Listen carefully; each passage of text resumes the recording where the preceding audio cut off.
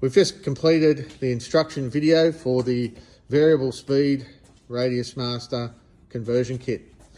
You'll notice here is the drive mounted to the stand. No holes required, no drilling required. We've come up with a nice little bracket for that.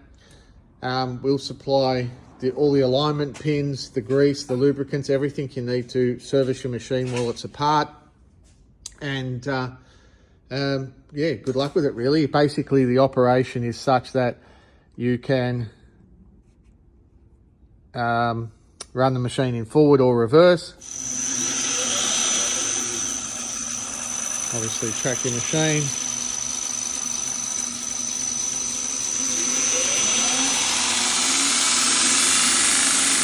Heavy stock removal, finishing, filing, the whole range of movement. Interestingly,